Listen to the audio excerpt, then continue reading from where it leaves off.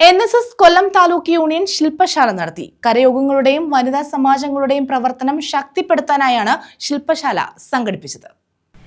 NSS കൊല്ലം taluk union ശില്പശാല നടത്തി. NSS registrar VV Sasidharan Nair ഉദ്ഘാടനം ചെയ്തു.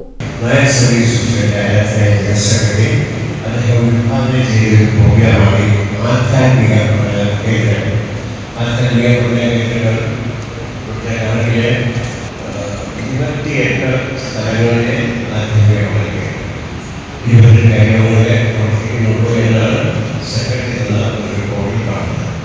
ഈ ആധ്യാത്മിക കേന്ദ്രങ്ങളെ പറ്റി വളരെ അധികം കാര്യങ്ങൾ നമ്മൾ മനസ്സിലാക്കേണ്ട കാര്യങ്ങൾ നമ്മുടെ സെക്രട്ടറി വളരെ ആലോചിച്ച് നടപ്പിലാക്കിയ പദ്ധതിയാണ് ആധ്യാത്മിക കേന്ദ്രങ്ങൾ.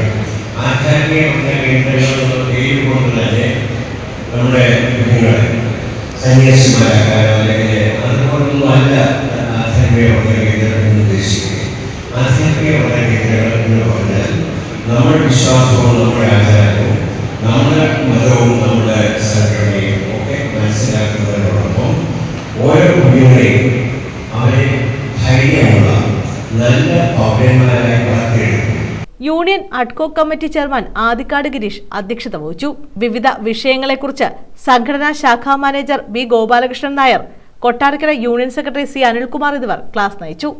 അരുൺ രാജ്, വനിതാ union president Sreekumari Narayanan Nair, committee അംഗങ്ങളായ Kallada Vijayan, R Sasidharan Nair, Thachezhuthu Venugopal, Manakkad Suresh, Venu J Pillai, B Suresh Kumar, യൂണിയനിലെ 144 കരയോഗങ്ങളിൽ നിന്നുള്ള കരയോഗം വനിതാ സമാജം പ്രസിഡന്റുമാരും സെക്രട്ടറിമാരും ചടങ്ങിൽ പങ്കെടുത്തു. ന്യൂസ് ബ്യൂറോ, കൊല്ലം.